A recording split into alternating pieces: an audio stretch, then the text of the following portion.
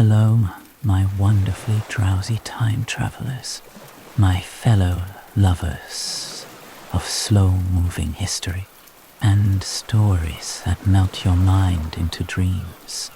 Before we begin our journey to the distant past, I'd like to ask you a small favor. If these sleepy stories help you drift off, consider subscribing to our channel. Your support helps us create more content to lull restless minds to sleep. And if you're feeling extra cozy, leave us a comment. Tell us how long you lasted before dozing off. We love reading your experiences. Now, find your most comfortable position. Let your eyelids grow heavy and allow my voice to guide you into relaxation. Have you ever wondered what stillness feels like when it's older than time? Have you ever imagined a place where the wind speaks a language forgotten by the world? Welcome to Sleepy Chronicles, where history rests in whispers, in the quiet arms of the Andes, where the morning fog drapes gently over green ridgelines like folded blankets on a sleeping child. A mountain rests alone, patient and untouched. It has been here longer than memory, longer than stories, longer than the words to describe. Its name is lost in wind and river, but long ago, it caught the gaze of a people who knew how to listen to the stones. Before any path was carved, before a single wall was placed, the mountain stood shrouded in silence. It did not call attention to itself, nor did it boast the grandeur it held beneath the mists. It simply waited, weathered, unmoving, holding in its ribs the shapes of terraces not yet imagined. The people who would come to find it were quiet too. They did not rush toward conquest, nor seek thunder in their steps. They walked with care, their sandals brushing dust from narrow trails, winding upward through forests where birds called out like memory itself. These were not wanderers, but listeners builders, in harmony with slope and shadow. Long before the name Machu Picchu was murmured across the valleys, this place had a rhythm. Andean slopes curled in concentric lines, like the fingers of a hand resting in prayer. Water ran in soft trickles down the flanks, threading through stone, carving gentle trails that led to hidden basins. Llamas grazed where grass clung to impossible steepness, their heads lifting from time to time to watch the clouds roll in low. The builders came with nothing loud, no engines, no scripts, no metals to rip into the mountain. What they carried instead were woven satchels, smooth obsidian tools, braided ropes, and a memory, one not written, but remembered in footsteps and gestures. In the pressure, they camped below, first, near the river's bend, where water widened and whispered in 1,000 small tongues. They found a cradle of space to begin. Here, they listened to the land. The soil told them of the rain. The stone spoke of patience. The incline revealed where balance could be born. And they walked upward, not all at once, and not with haste. Their pace was measured like breath. One by one, they brought baskets of stone. Not dragged, not broken, but carried each rock, chosen for the place it might one day rest. They paused often, watching the skies, listening to the pulse beneath their feet. The journey itself was part of the building of them. The mountain did not protest. It accepted their presence like mist accepts morning. With each footfall, with each bundle placed down beside the trail, the silence deepened. Even the birds seemed to grow quieter as the builders climbed at a high saddle where two peaks leaned toward one another like sleeping siblings. They paused. Here, the wind passed through like breath between teeth. Here, the view opened vast, unbroken, full of light. And here, they understood. This was the place. This was where the city would rise. But not a city of crowds and commotion. A place of watchfulness. A settlement carved not into the mountain, but with it woven like threads in a single cloth. The builders marked no boundaries. There were no drawn lines. Instead, they read the contours of the earth as one might read a river gently, slowly, with reverence. Foundation stones would not be laid by force, but by alignment, by balance, by deep respect for where each belonged. Rain fell often, sometimes gently misting the leaves, dappling the stone, sometimes in torrents rushing down paths, loosening rock, darkening the moss.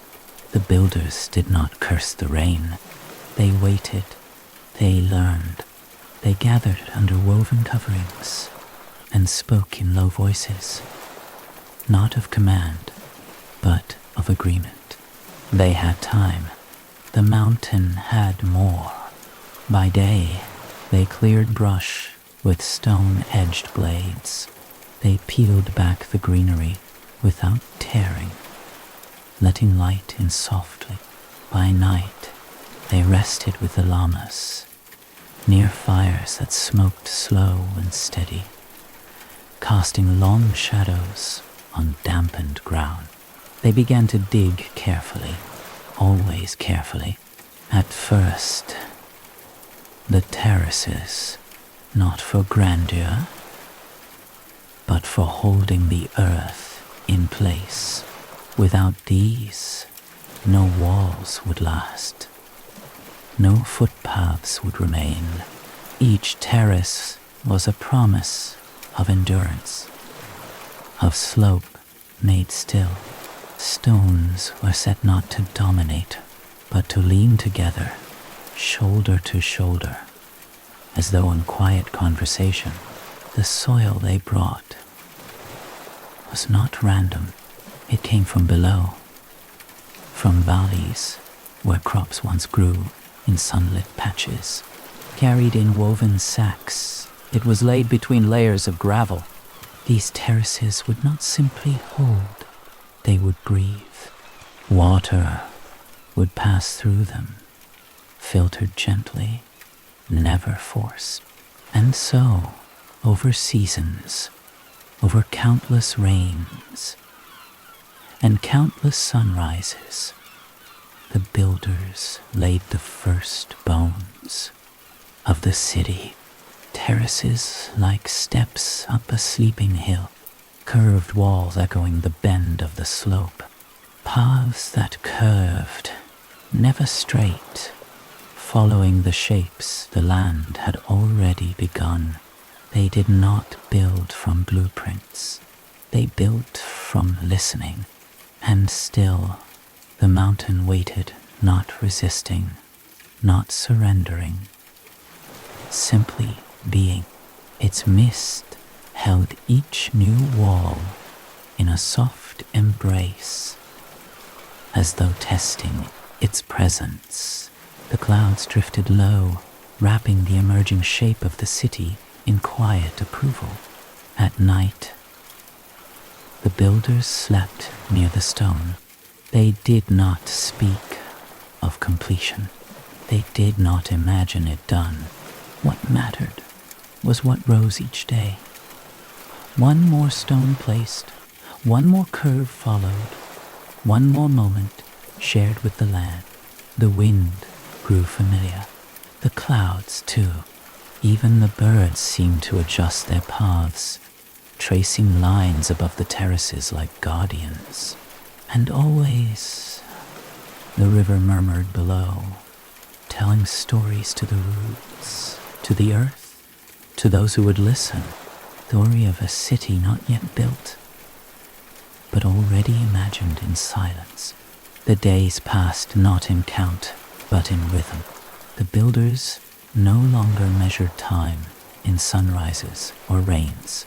Instead, they followed the soft pulse of the work, the hush between footsteps, the brushing of stone on skin, the sound of water echoing through channels not yet seen.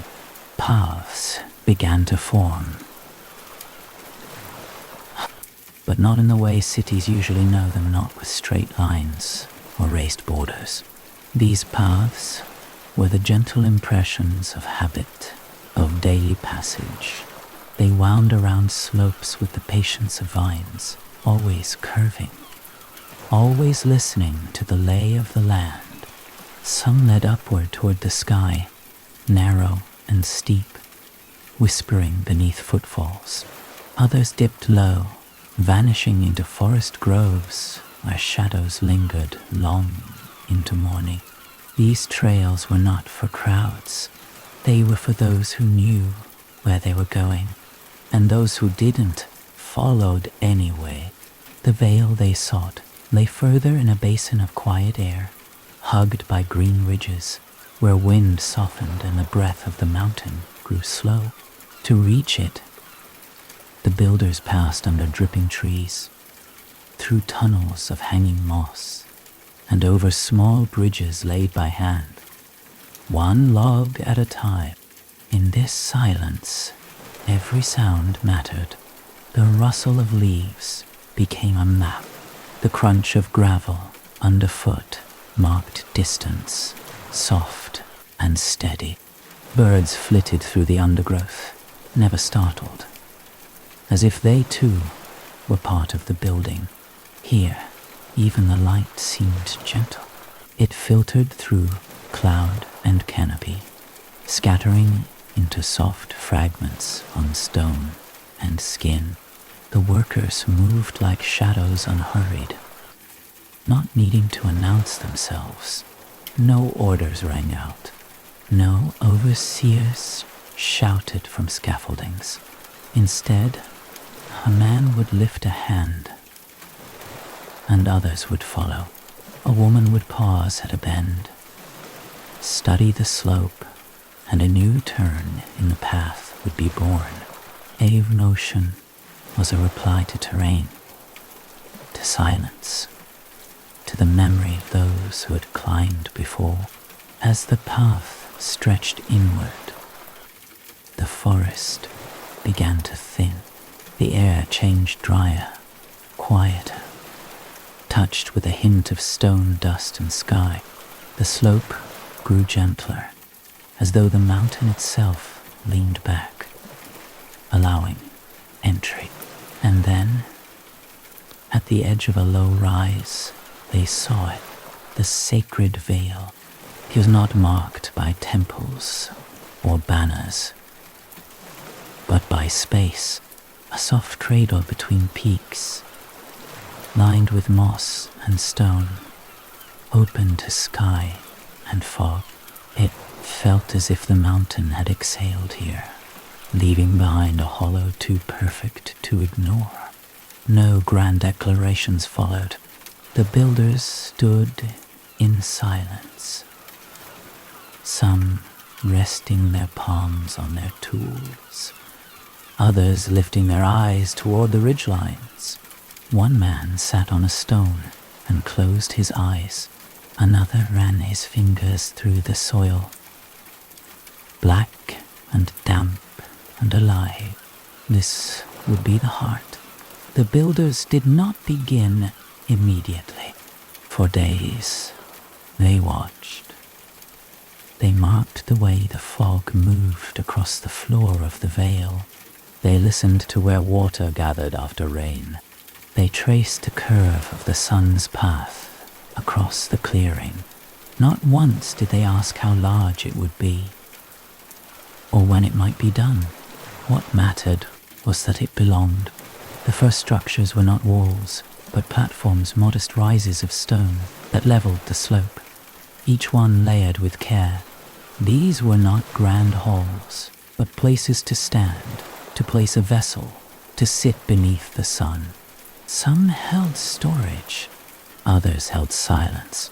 The homes came next, not mansions, not towers, just low, sloped shelters made of stone and thatch. Their walls leaned inward slightly, as though bowing to the mountain. Their doors faced no single direction. Some open to the path, others to terraces, a few to nothing but green.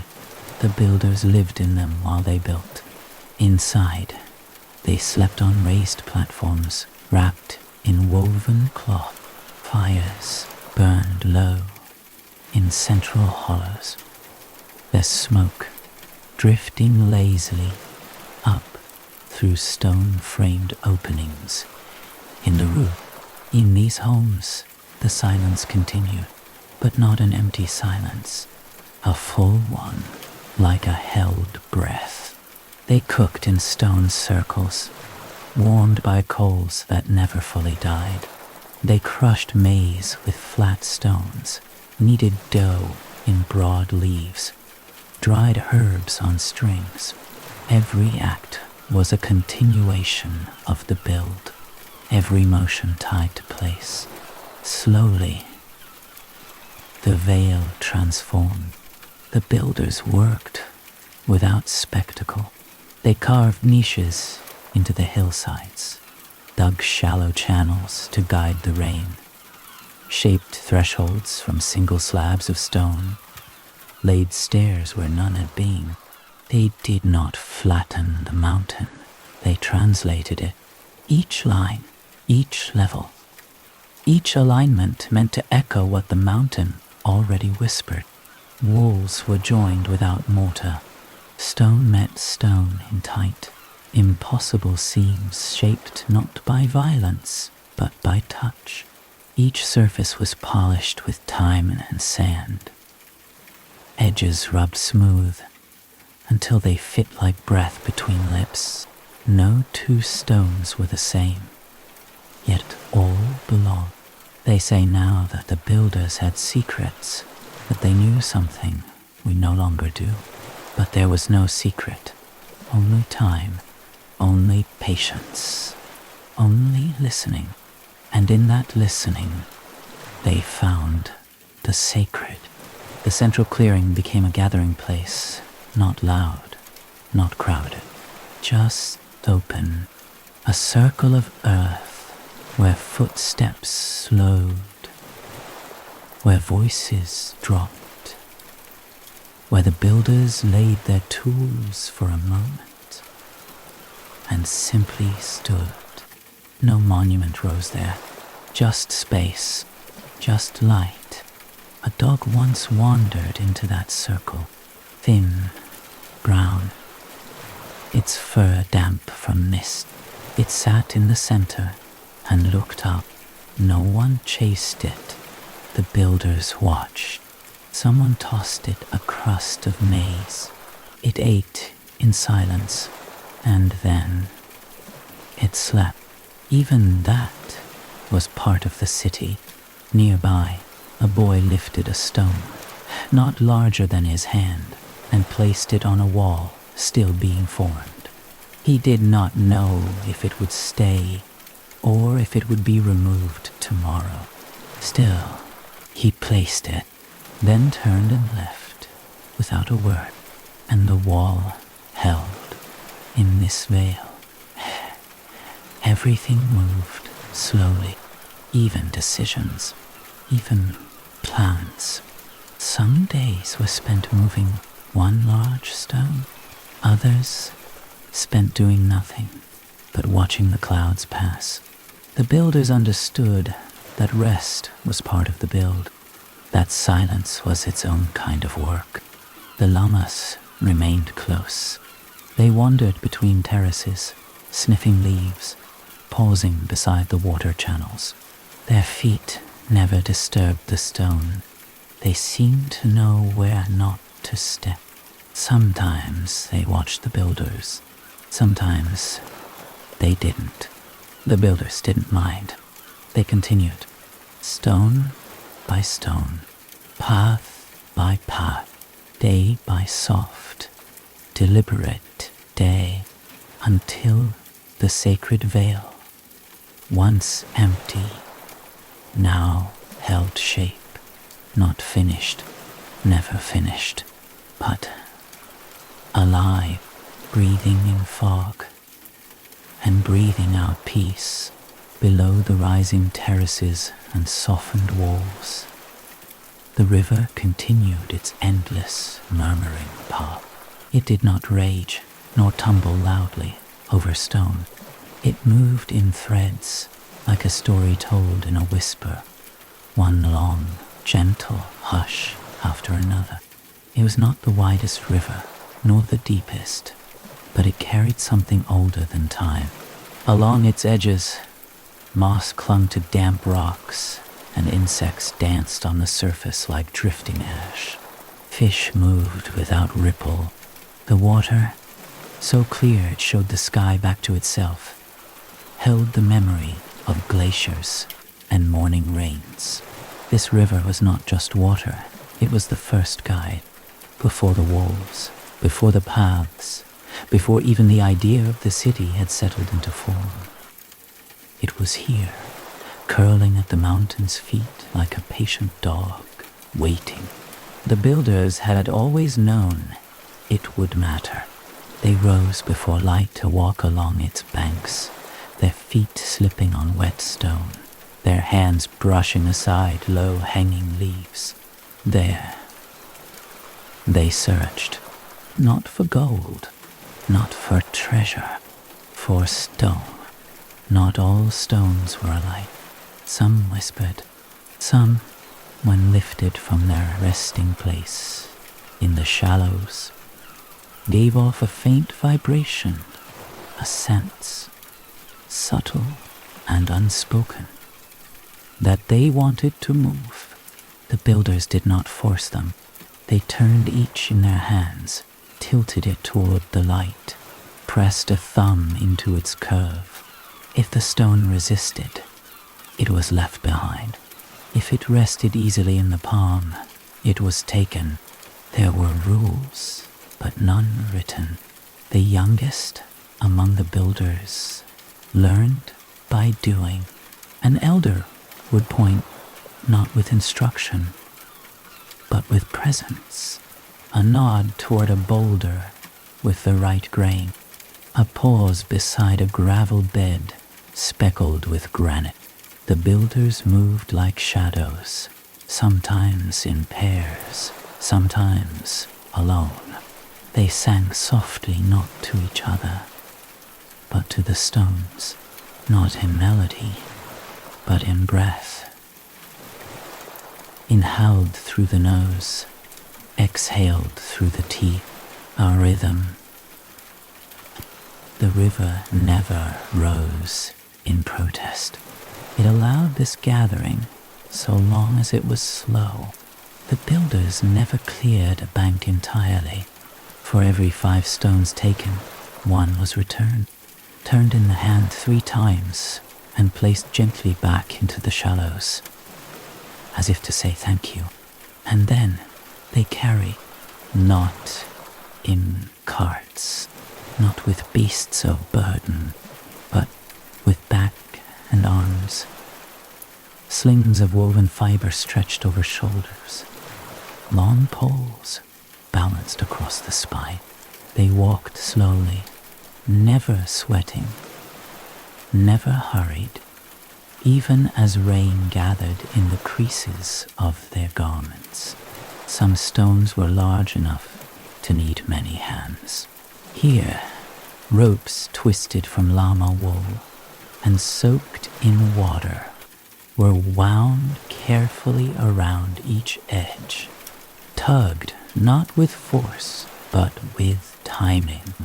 1, 2, 3, lift, a pause, another breath, then step up the hill, over terraces, across makeshift bridges made of lashed logs. The stones ascended, carried not by muscle alone, but by rhythm, trust, and time. When they reached the work site, the process reversed.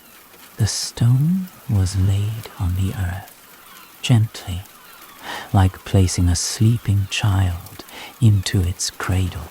Builders circled it in silence. No words. They studied its shape, the weight of its purpose. Some stones would remain untouched for days. Others would be chiseled immediately with tools made of bronze, shaped not to conquer, but to nudge. The builders did not cut stone as we do. They coaxed it, using pebbles, water, and sand. They rubbed surface against surface until curves matched. The highland air, thin and sharp, carried the soft hiss of friction for hours at a time. No shouting, no pounding, only the whisper of stone becoming stop. Often, a builder would stop and step back, arms crossed, eyes narrowing not in frustration, but in patience. He would squat beside the stone, run his hands along its edge, close his eyes, then rise and begin again. They were not building with plans. They were building with feeling. They knew where a wall must go, not because they measured, but because they felt the slope of the earth beneath their feet. They knew a stone fit not because it was perfect, but because the air around it seemed to settle when it was placed. There was a kind of silence that followed a well-laid stone, not the absence of sound, but a fullness, a pause in the world. And when it came, the builders knew they could move on, back down the slope, down the curving paths, through fog and falling leaves. They returned to the river. It was always waiting, always murmuring, its voice changing with the season, the wind, the time of day. In dry moments, it whispered. In wet ones, it hummed. The river had many stones, enough for lifetimes, but still, the builders took only what was needed. Once, during a particularly warm season, a young girl wandered further along the river's bend and found a pool ringed with bright, flat stones. They gleamed under the sun, their surfaces speckled with gold. She called to her father, proud of her find, but he only shook his head. Too shiny, he whispered. Too proud.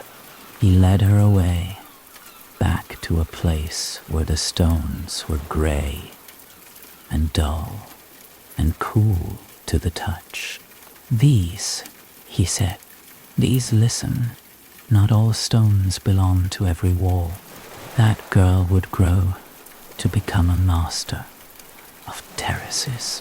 She would shape curves that held entire hillsides in place, but she never forgot the shimmer of those wrong stones, or the quiet of the right one. The river never asked for thanks, but the builders gave it anyway. Small offerings, a sprig of mint, a carved seed pod, a folded leaf. These were placed on flat rocks near the water's edge before each day's labor, not as ritual, not as requirement, but as acknowledgement. You gave, the builders would say, now we give. Even the llamas knew the way to the river. In the late hours, as the sun softened behind the peaks, they would wander down alone, stepping sure-footed over the narrow trails, and stand at the water's edge. They drank in silence, then turned and returned. The city above grew stone by stone, and the river below remained, whispering, waiting, watching, partner in the building, a witness to every lifted hand. And as the walls took shape and the terraces curved like green songs across the hills, the river kept its pace, always flowing, always forgetting, always remembering, just as it had before the first footstep, just as it would after the last. The mountain did not announce its dawn. Instead, it unwrapped it. Slowly, fog slipped between terraces like soft cloth drawn over sleeping limbs, and in the hush of early light, nothing moved quickly. The mist settled into corners, clung to rooftops, and kissed each stone wall with a fine, silvery breath. It made outlines uncertain. It softened edges. It gave the unfinished city a dreamlike shape, half seen, half imagined, wholly still. This was how each day began, in silence, in breath.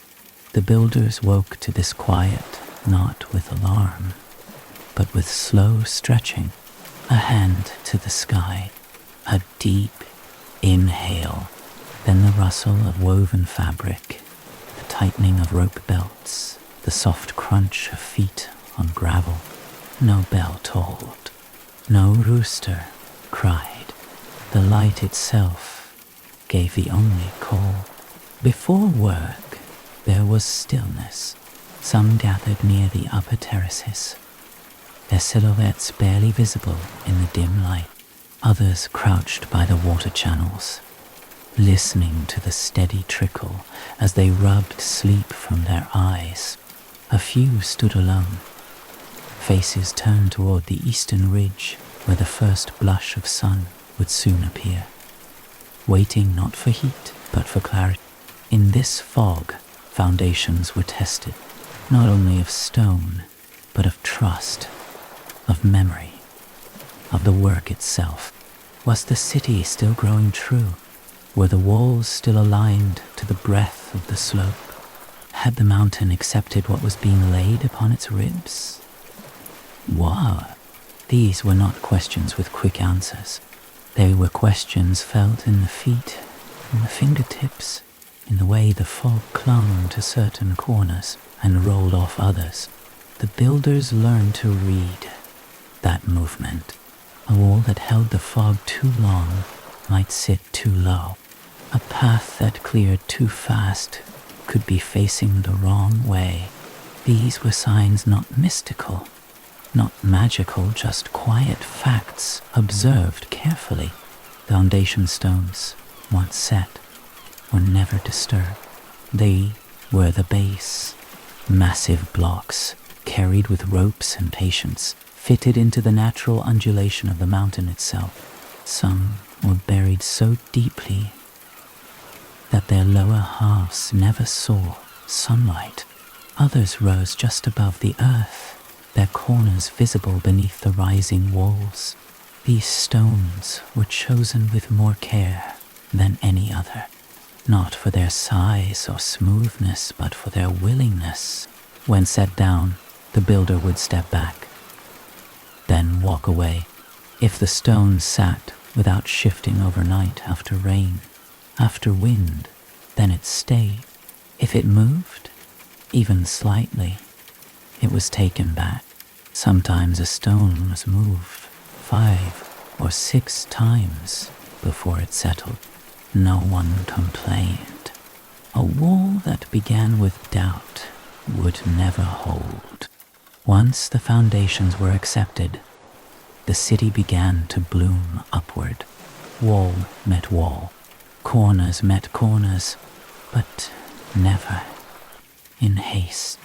Each joint, every seam, was observed in fog first. Only after the stone had passed the test of silence was it accepted in sunlight.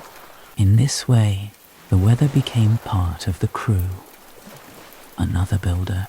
The fog showed flaws the eye could not, and it gave each stone a voice. The workers learned to move through it without disruption. They did not raise dust. They did not shout. They placed their tools carefully, and when two met on a path, they paused, nodded, and stepped aside. There was a word they shared in low tones, sumac. It meant beautiful, but not in the way we often use it. It meant well-fitted, meant right, meant whole. A wall that was sumac did not stand out. It blended, it whispered, it belonged. The foundations of Machu Picchu were sumac. Every stone chosen not only for shape, but for how it breathed with the others. There were no two alike. That was the point. The builders did not force uniformity. They honored variation.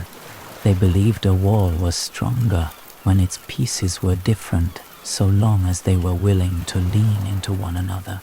And so the wall moved, like quiet thoughts forming into speech. They curved slightly, always, never quite straight, always adjusting to the earth, to gravity, to the mood of the mountain. A wall that faced the wind was made with wider joints to allow for breath. A wall against the slope was leaned backward, slightly just enough to let the rain slip down. No detail escaped the builders. Beneath every visible layer, there was another gravel, sand, crushed rock, each placed with care. These unseen layers breathed. They carried water, shifted with the seasons, kept the city above from sinking. In this way, even what was hidden mattered. More than once, a new builder would ask, why so much care for what cannot be seen? And an elder would smile and say nothing, only touch the earth with his open palm, because it is enough to know. Some say the builders of Machu Picchu had advanced knowledge, that they used tools now lost, that they worked with a science not yet understood. But that is not the truth. The truth is slower. They watched, they listened, they tried, they failed, they tried again. They carried stone in silence. They waited for fog to clear. They rubbed joint against joint until the seam disappeared. They slept beside their work. They trusted the mountain, and the mountain trusted them back. On one morning, long after the first stones had been placed, the fog lifted with a softness that made the whole city visible at once. From ridge to ridge, terrace to terrace, stone to sky, every line appeared at ease. The builders stood quietly and looked. No one clapped, no one called out, but every heart softened, because what had once been only a thought was now standing, still growing, still not finished, but standing, And beneath every wall, every stair, every narrow doorway, the foundations held, quiet, buried, unseen, the bones of something built not for glory, but for presence. And in the fog, the silence remained, partner in every wall, a breath beneath every stone. It began not with shovels, but with fingers. Before the city could rise, the mountain had to be held gently, patiently, like a great sleeping animal. For all its height and silence, the earth was restless underneath. It shifted with rain, it swelled with heat, it sighed in the stillness between seasons. To build upon it without care was to invite collapse. The builders knew this, and so, long before rooftops or temples, they began with the soil. On hands and knees, they combed through layers of earth, gathering it in woven baskets, letting it sift between their fingers. They read the dirt like a page, its texture, its scent, its willingness to hold. They knew which earth was too loose, which too dry. They felt for the balance, not too rich, not too weak, just steady. And then they began to shape, not with tools, but with touch, fingers pressing into soft ridges, palms flattening mounds, stones placed to define the slope, to give the earth an edge to lean against. They worked slowly, never forcing the land to obey. They coaxed it like one might calm an animal or soothe a frightened child. Terraces emerged, not walls, not buildings, yet more important than either. These great green steps, carved from the slope, did more than hold crops. They anchored the mountain, each one a level of breath, a shelf for soil, for water, for rest. Without them, the city would slide. With them, it stood. To make a terrace was to make a promise. The process was quiet and long.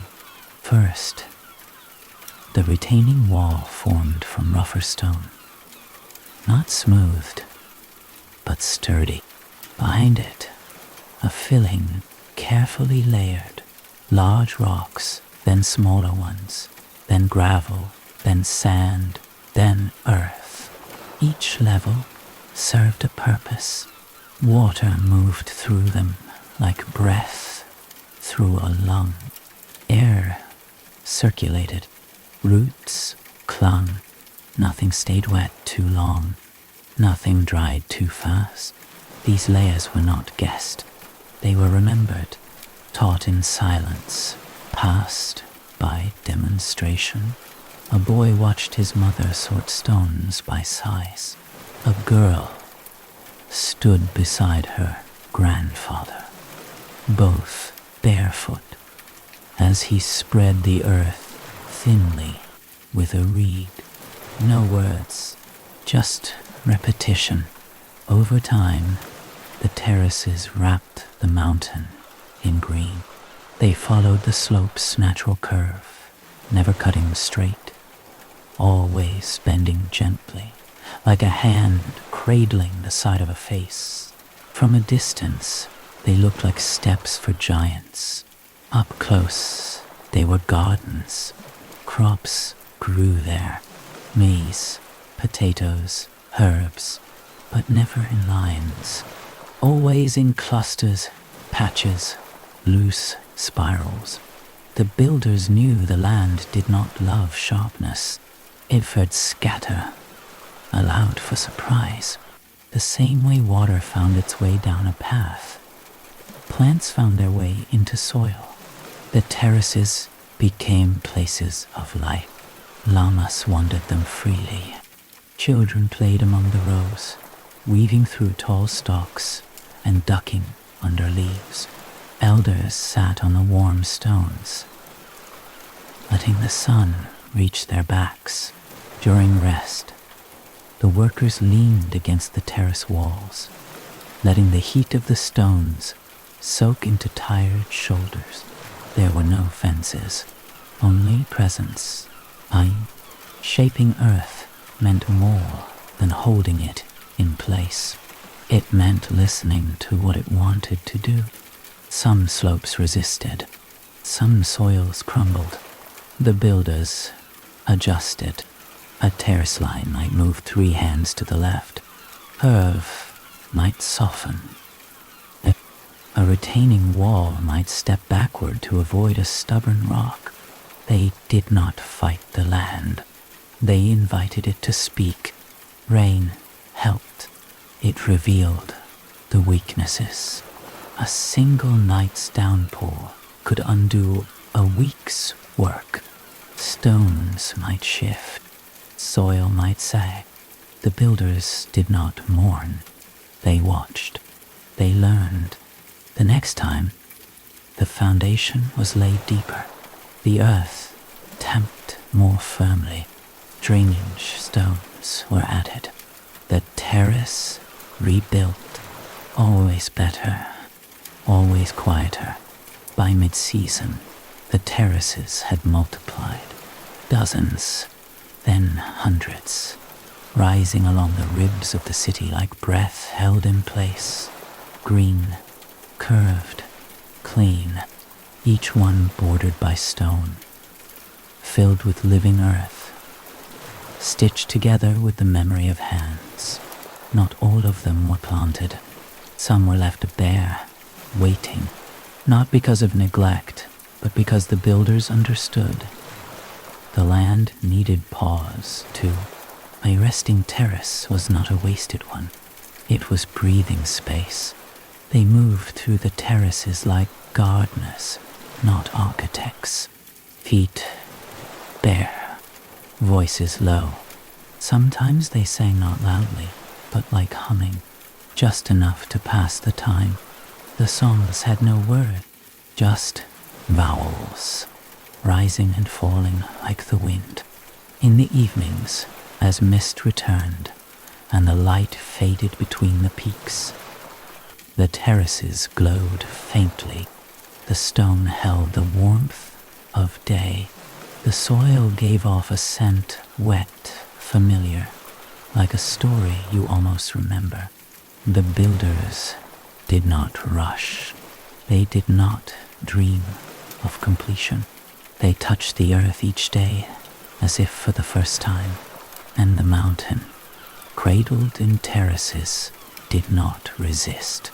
It rested, shaped not by power, but by care, held not with force, but with open hands.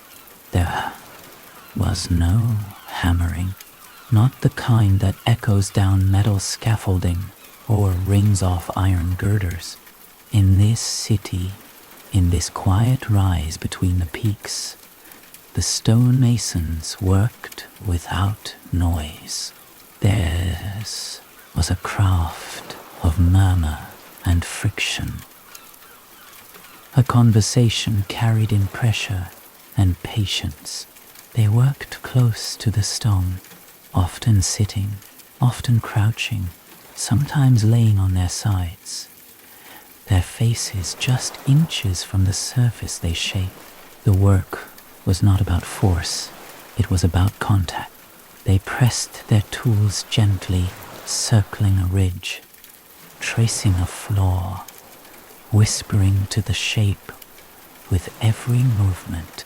Each stone mason knew no two stones were ever alike, even if pulled from the same hill or gathered from the same bend in the river.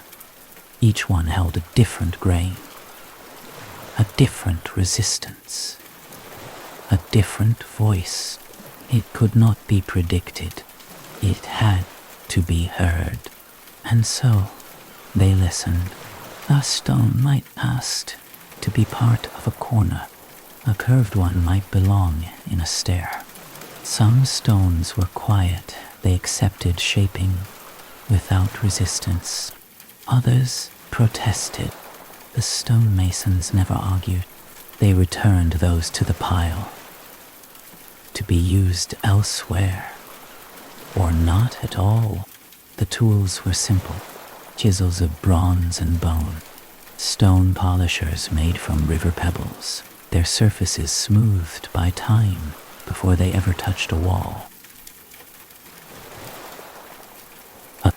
Sand, water, time, kind of alchemy made not of magic, but of movement.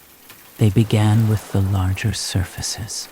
One mason would place a stone on the ground, flat and unmoving. Another would bring its intended partner. The two would be turned again and again, their edges tested against one another. Most times, they did not match, so the work began. Rub, press, lift, check, repeat. Some days, the entire labor was one joint, one seam between two stones. There was no shame in the slowness. They joked about it sometimes. Quiet laughter in the mist. The tap of knuckles against stone when something finally fit.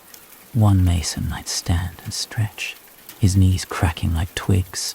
Another would lie flat on the ground, studying the line from below, nodding silently. They spoke little, these workers, but they knew each other well. One stonemason had a scar over his left eyebrow, a mark from years ago.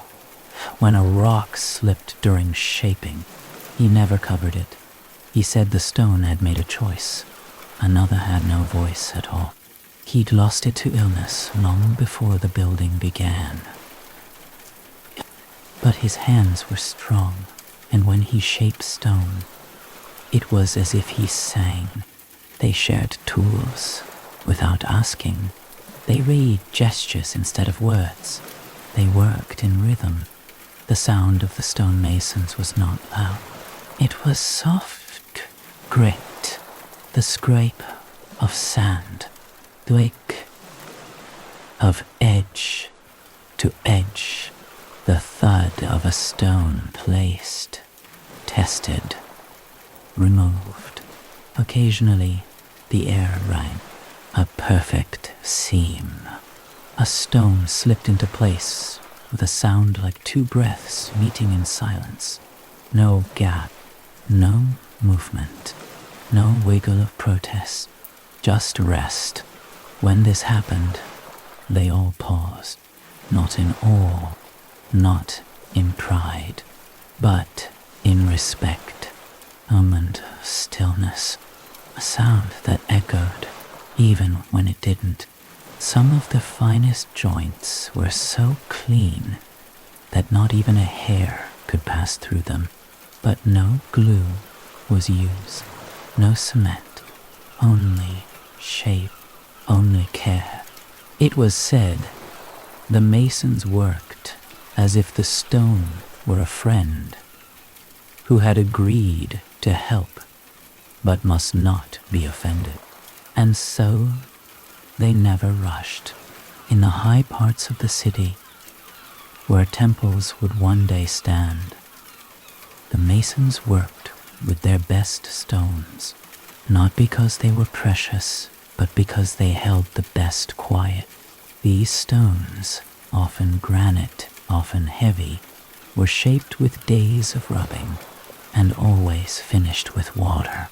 Water, poured gently, cooled the surfaces, made the lines visible. The masons often squinted at the joints, turning their heads slowly, reading the seams like words in an old book. Sometimes they sang, very low, nearly under breath, songs without lyrics, a tone carried on the back of the wind. At midday, they ate little, a handful of ground maize, a chew of coca leaf, then back to work. They did not speak of progress. They did not keep track of walls completed. The city grew as a tree does from root to limb, one ring at a time. Their hands never bled. They wore no gloves. The skin hardened, yes, but it did not crack. The tools were worn smooth from years of use. The stones, though unyielding, accepted the touch, and the city rose quietly. The stonemasons left no signatures, no marks. Their craft was the absence of flaw, not the presence of name. If one were to walk the city even now, tracing their walls with open palms, they would not find an inscription, no initials, no claim, only the join, the gentle press of stone to stone, the echo of care still held within. Sometimes the walls seem to breathe. It is said that when the wind moves just right, it sings through the narrow joints, making a low, humming sound, a song of stone, a memory of the men who shaped it, of their silence, of their touch, of bare hands that made a mountain whisper. They do not begin at the bottom. The steps of Machu Picchu, those quiet, steady risers that climb the slopes like thoughtful breath, often begin in the middle of a path, or curve around a corner, or descend when they are not for speed, they are not for ceremony, they are for the land, and for those who listen while walking. The builders did not draw lines for these stairs. They found them. Each step was placed not for convenience, but because the slope asked for it. Too steep, and a foot might slide. Too flat, and the climb would tire the knees. Just the right rise, and the step settled into the earth like it had always been there. And perhaps, in a way, it had. The first steps were not built at all. They were stones, naturally set into the mountain's bones, flat top, evenly spaced. The builders walked these day after day, watching how water flowed beside them, how the mist curled above them. Then, when the path wandered beyond the natural rise, they continued what had already begun. They did not impose stairs. They extended them.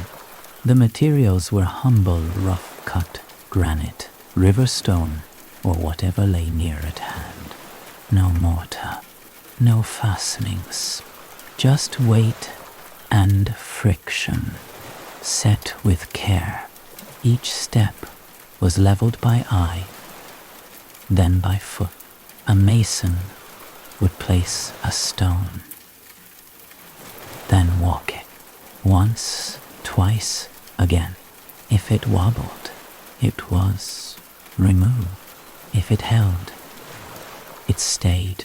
Some of the longest staircases had more than 100 steps. None were the same height. This was not failure, it was harmony. The stairs followed the slope, bending with the land's quiet breath. Some were wide enough for 3 to walk side by side. Others barely allowed 1. Many curved, always gently, never abruptly. A stair that twisted too fast would break the rhythm of a climb. That was not allowed. Walking these stairs was a meditation.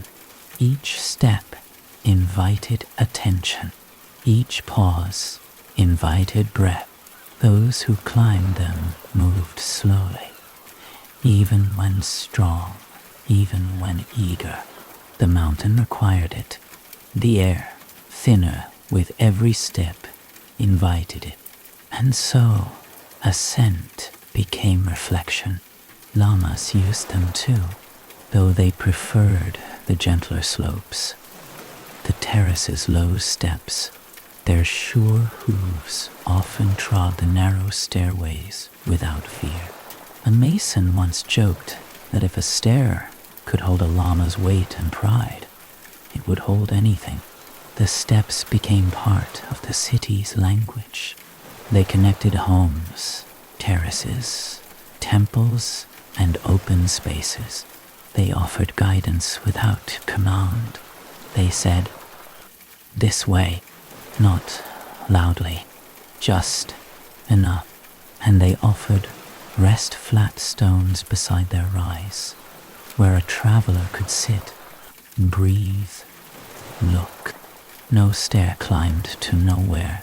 Even the ones that seemed to vanish into mist would, if followed, lead to something a lookout, a doorway, a quiet place between stones. Children played on them, running upward in bursts, then sliding down on the balls of their feet, laughing softly, never yelling. The city did not allow shouting. Its breath was too steady, its silence too deep. At dawn, when the clouds clung low and wet against the peaks, the stairs became rivers.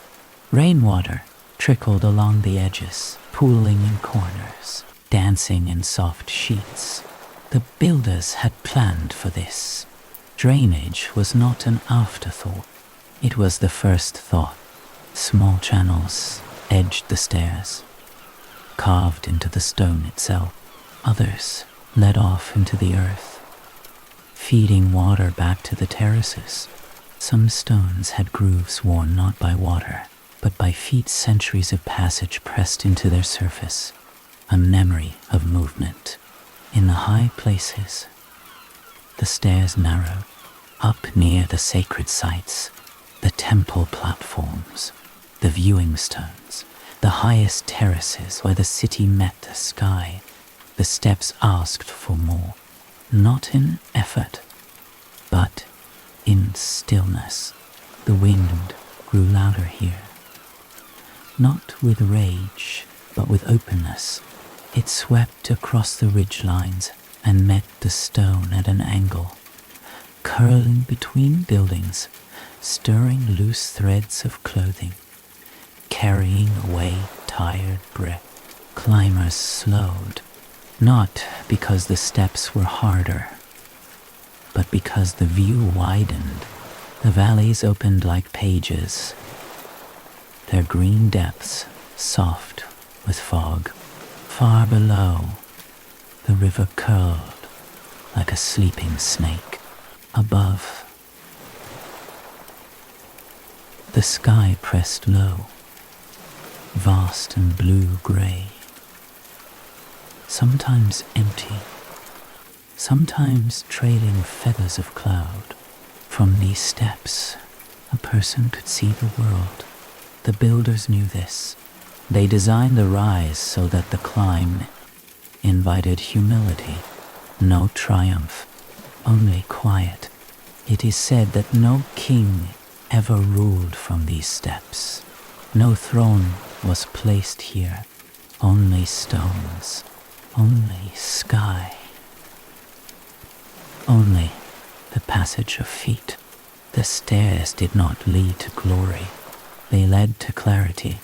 One by one, stone by stone, soft as breath, firm as memory. They are still here, worn at the edges, smoothed by rain, darkened by leashing, but holding. And if you walk them slowly, gently, they will still whisper, not words, not stories, just the steady rhythm of ascent, the pulse of stone that remembers, the echo of builders who climbed not to conquer, but to understand. Water never asked permission. It fell when it wished, softly at times, like a mist of forgotten breath, or suddenly, with a force that swept paths into rivers and steps into streams. In the high cradle of the Andes, rain was both gift and warning, a promise of life, a test of endurance. The builders knew this from the beginning. They watched the clouds as carefully as they watched the stone. They read the direction of mists, the weight of grey on the ridge lines. They knew that water could feed their terraces or erase them. It could cleanse their channels or break them open.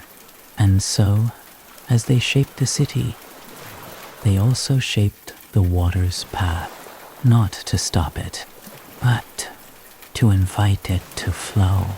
The first channels were simple, narrow furrows cut into the soil, bordered by small stones, lined with gravel.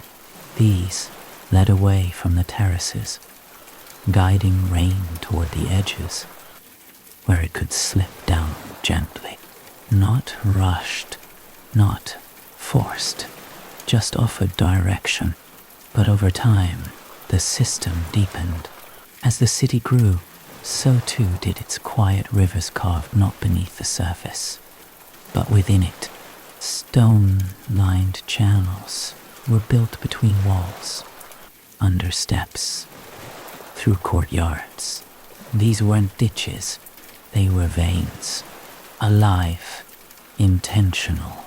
Some were no wider than a hand, others wide enough to carry a full day's storm without spilling. They wove through the city like threads of silver on a grey cloth. The builders did not hide the water. They welcomed it.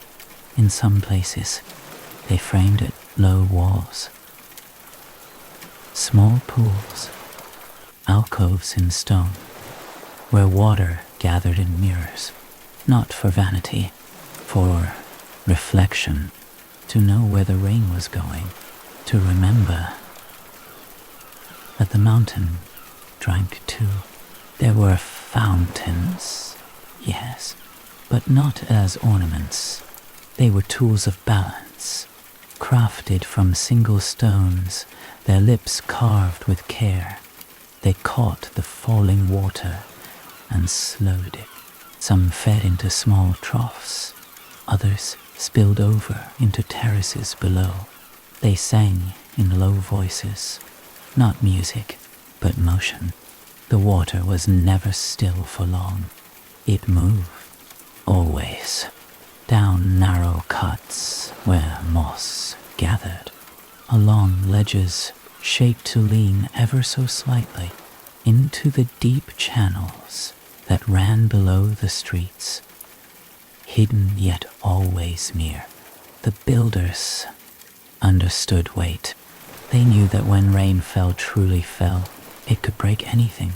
So they let it go, never trapped, never blocked. A wall might bend to make space for a channel. A step might dip to become a spout. Even doorways were sometimes shifted, angled slightly to keep the flow moving past, not through. A dry season fooled no one. Even when the skies held back for weeks, the system remained ready. Leaves were cleared, stones checked. The rhythm of the water, once set in place, could not be forgotten. It was like the beat of a heart silent until listened to, in the temple areas, where water and stone met with the most care. The channels were arched, edges smooth, turns precise. Some water emerged warm from hidden springs, guided into shallow basins where steam drifted upward in slow curls. People cupped their hands beneath these flows, not to drink, to feel, to wash away sleep, to begin again. Children learned these paths early. They dropped leaves in the upper channels and ran along beside, laughing as the current carried their offerings down the terraces, under steps, through stone and light. Not all channels were seen. Some ran beneath rooms, beneath homes, silent and steady, unseen but trusted. A builder once said, "If your wall is true, the water will pass without speaking." And so they listened, not only to the rain, but to what followed. The gurgle near the path's edge, the drip from a terrace corner, the sudden hush after a downpour when the city exhaled. In dry times, the channels did not dry. They whispered still, fed by the hidden springs. They offered constant rest. A cup could always be filled. A hand could always be washed. A step could always find reflection beneath its edge. At night, when the moon slipped between clouds and the stones cooled in silence, the water sang more clearly. Small sounds, steady sounds, like a conversation the mountain had with itself. A mason, awake late, might sit near a channel and listen, not for news, not for guidance, just to remember where he was, to know that the city lived, that the work had held. The mountain gave the water, the builders gave it form, and between them, the city breathed, not loudly, but fully, in flow, in silence, in every drop that rose from the sky and returned to the earth, not lost, not wasted, but shaped, carved gently, held softly, always moving. The sun moved slowly in the highlands.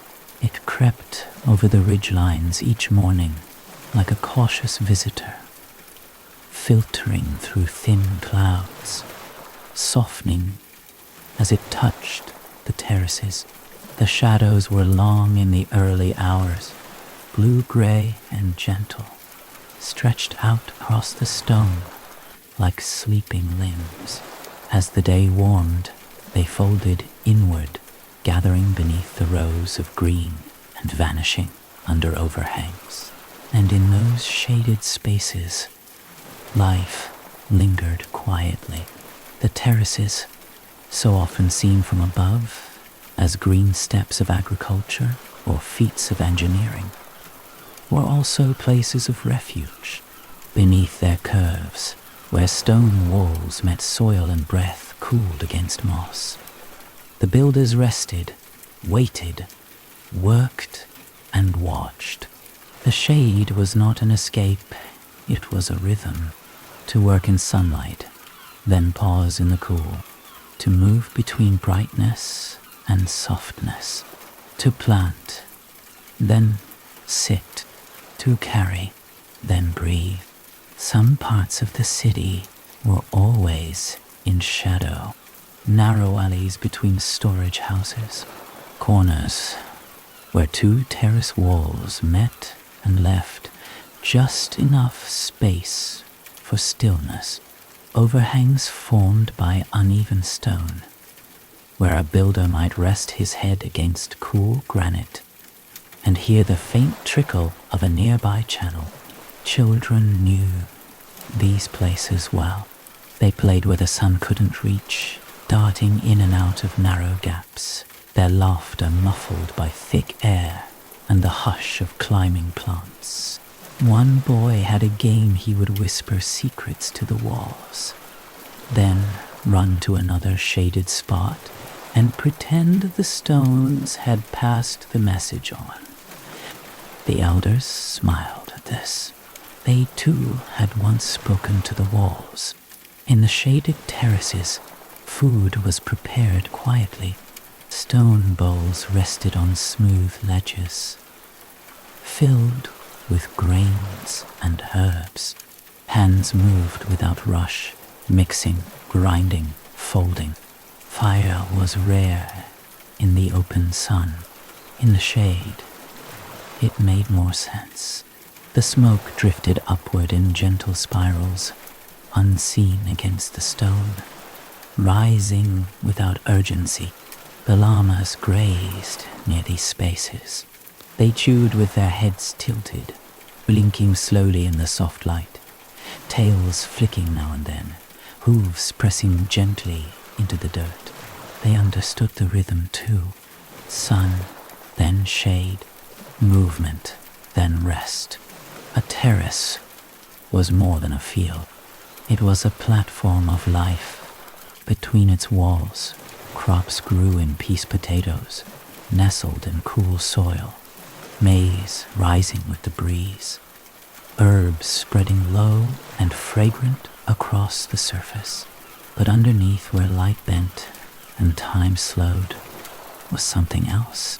Quiet, comfort, breath. The shade had weight. It was thick, but never heavy. It draped over shoulders, cooled the back of the neck, calmed the eyes. The builders welcomed it like an old friend, like a blanket drawn across tired limbs. They knew when to seek it and when to leave it. Not every terrace was meant to grow. Some were meant to hold. The shaded terraces supported the weight of the others, both literally and in spirit. They bore the burden of the sun above and the stone beside. They cradled roots, collected water, protected seeds. They were not celebrated. They were trusted. Sometimes, in the late afternoon, when the sun leaned low and the wind turned cool, a builder would step into a shaded niche and pause, not to escape, but to listen. In those moments, the city spoke softly, stone to skin, wind to ear. Footsteps faded into dust, and all that remained was the hush of the terraces holding the mountain, holding the city, holding the silence. Birds often nested in the shaded corners, small brown ones, with flickering wings and quick eyes. They tucked their nests into gaps no builder ever intended, places where a stone curved slightly away, or where mortar had never been needed. The builders did not disturb them. A home is a home, they said, whether for man or bird. The women who gathered herbs did so in the early shade. Kneeling with baskets, they plucked carefully, never too much, never too fast. They hummed sometimes, quiet tones that never echoed. The stone listened, always. One woman, older than most, wore a woven shawl the color of wet bark. She moved like smoke, appearing and vanishing between terraces, always beneath the overhangs. The children called her the Shade Walker. She never corrected them, and at night the shade deepened. It wrapped the city in quiet. The terraces cooled, and the walls breathed out the warmth they had held all day. The stones beneath the soil let go of their heat, and the air shifted soft, damp, full of the scent of leaves and earth. Families gathered in the low light. They shared food beside the terrace walls, not in circles, in lines, facing outward, watching the stars rise one by one above the ridges. No one spoke loudly. There was no need. A child leaned against her mother's side, eyes half closed, listening to the distant call of an owl. The father tilted his head toward the stone, pressing his ear near the base of the wall, listening not for noise, but for stillness. The terraces held them all. Above, life continued. Below, peace remained. And in the shade, time rested, not stopped, not paused, just quieted, like breath before sleep, like stone before morning, like the city itself held gently in the arms of the terraced hills. It was never, even at the peak of labor, when dozens of hands moved across stone and soil, when baskets were passed, when paths were cleared. The sound of work never broke the stillness. It joined it, folded into it, became a part of the mountain's breath. Tools were few, but they were enough. A smooth stone held in the palm, used to polish. A wooden wedge soaked in water to expand and split. A length of braided fiber pulled tight in rhythm. A chisel dull from care, not overuse. They did not ring like metal. They clicked, they scraped, they whispered. The work was shared. One set of hands passed to another. A mother to a daughter, a builder to a boy.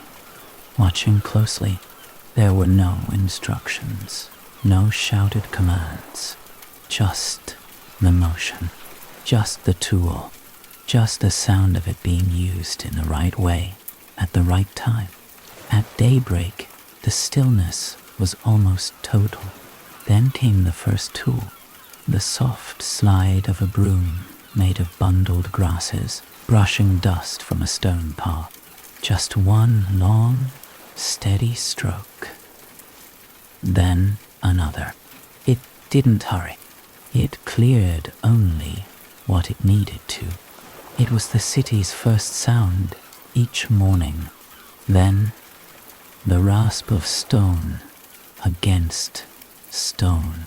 A builder sharpening an edge with calm, circular motions, his hands moving with the rhythm of breath.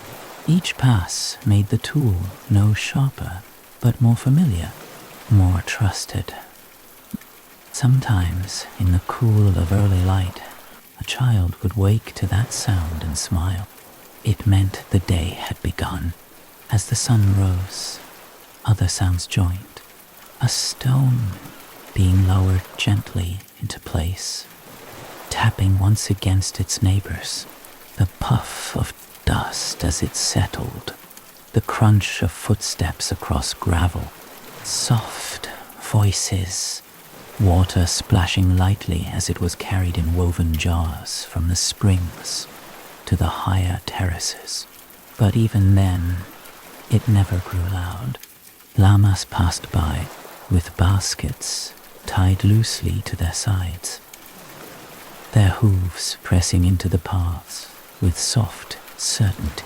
The bells around their necks were small and rang rarely, only when the animal turned just so. The tools followed the body's rhythm. Work was not separate from movement. It was part of walking, kneeling, breathing. A woman ground maize with 2 stones, not quickly, not forcefully, just in slow circles, soft circles. A man tightened a binding, the cord creaking just once before falling silent. The builders had a phrase, Nyawi Huchui, Kase Hatun.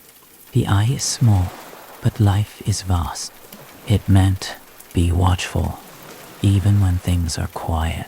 A tool could speak. They believed, not with words, but with refusal. If used wrongly, it would slip, crack, or fall. If used well, it would become part of the hand. And so they listened. A misaligned stone made a dull thud when placed. One properly fit made a hush. That silence was the goal. When a seam vanished, when a corner held without sway, when a platform took weight without complaint, the tools fell still. And in that stillness, there was a kind of applause. Quiet, satisfied, whole. Children were given their own tools early, not to work, but to hold, to understand the balance, to feel the weight. One boy was given a polishing stone, smooth as a river's belly. He carried it with him for weeks, tucked into the sash at his waist. He rubbed it with cloth. He touched it to his cheek. When he was older, he used it to shape his first step. It still sits in the city now, holding firm, unremarkable to the eye, but to the hand it fits. Midday brought rest. Tools were set beside stones, never tossed, each one placed in the shade, often wrapped in cloth or tucked beneath a ledge. The builders did not lose tools.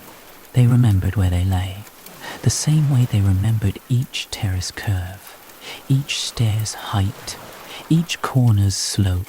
The sound of work faded as food was shared. Quiet chewing, low conversation, the creak of shoulders stretched in the sun, laughter sometimes, but never wild. It rose, danced once or twice, then settled back down, and when work resumed, the tools resumed with it. The day wound down with softer strokes. In the late afternoon, shadows lengthened across the walls. The angle of the sun revealed lines not visible before. Builders traced seams with fingertips, checking, always checking. The tools moved more slowly now, not out of fatigue, but of trust. There was no race, only the day, only the hands, only the tools whispering, sometimes at the edge of twilight, when work had ceased and meals had been eaten. A lone figure would return to a wall and pick up a stone, not to build, but to listen.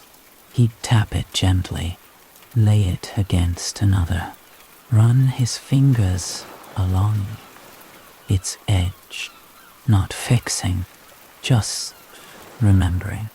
The tool, now quiet, lay beside him, and the stillness, thick as smoke, soft as cloth, returned. The city did not echo. It absorbed. The sound of tools remained in its bones, not as noise, but as shape. Each stair, each terrace, each room, all held the rhythm of that work, all carried the memory of that silence.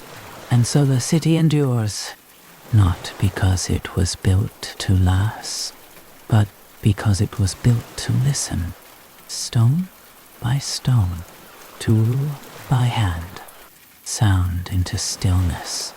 The mountain was never meant to be tamed. Its ridges were sharp, its slopes folded downward in sudden rolls. There were places where the earth vanished into green cliffs, where fog clung so thick you could not see your own hands. The land did not welcome straight line. It did not lend itself to order.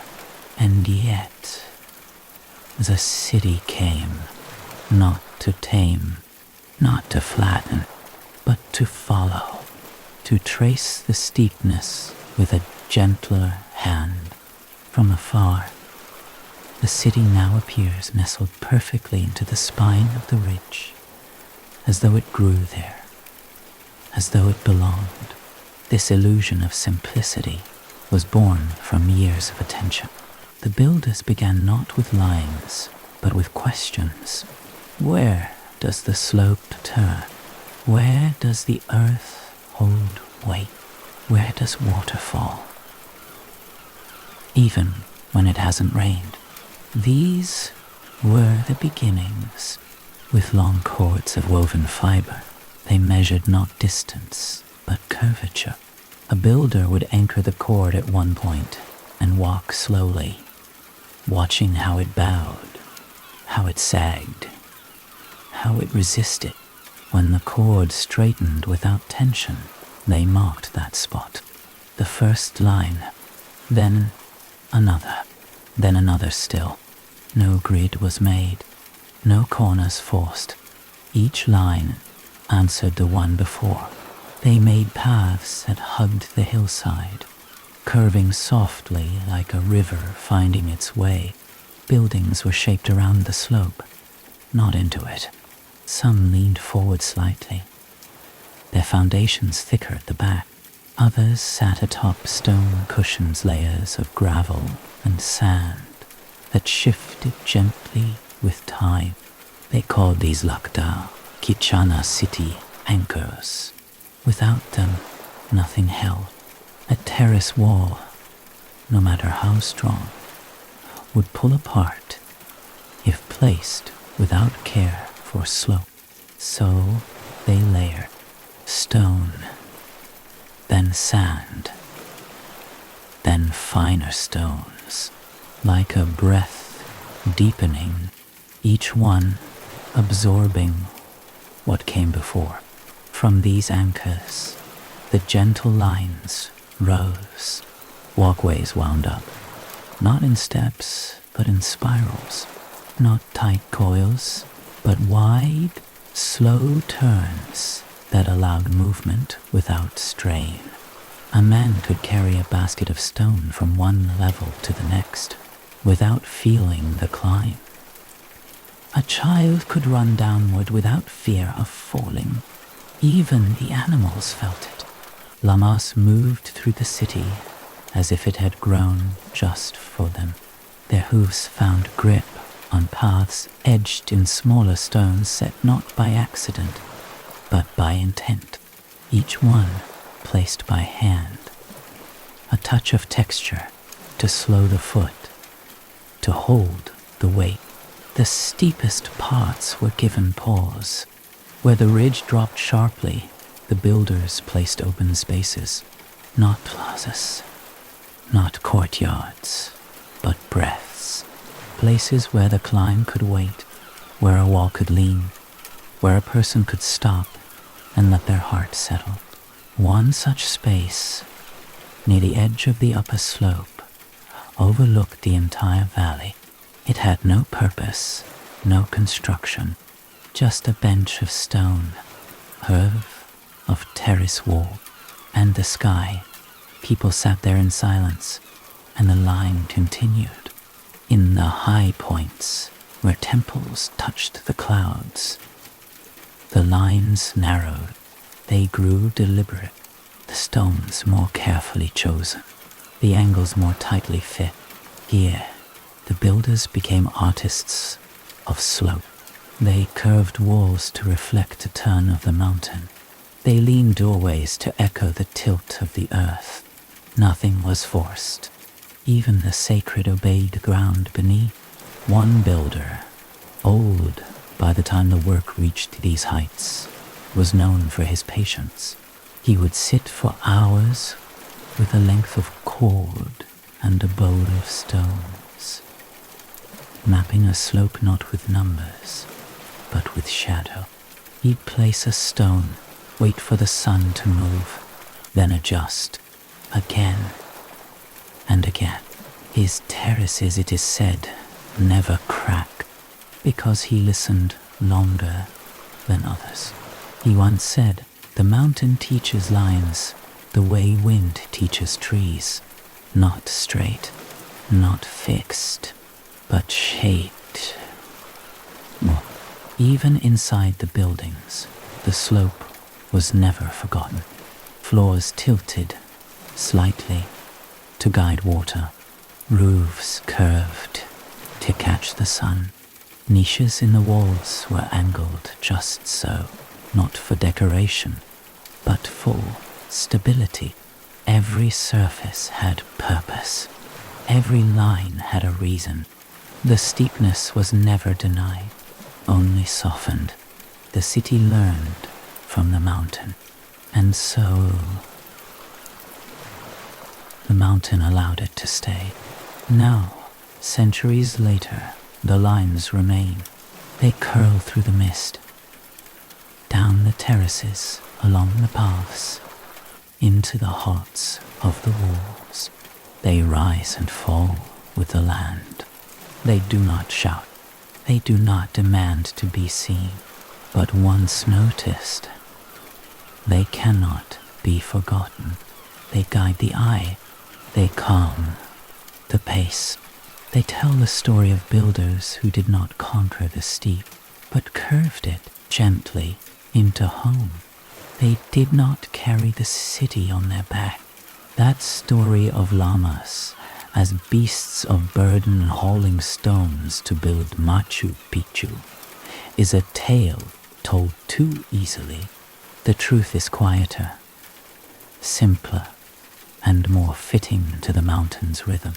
The llamas were watchers, observers. They wandered through the terraces not as laborers, but as companions.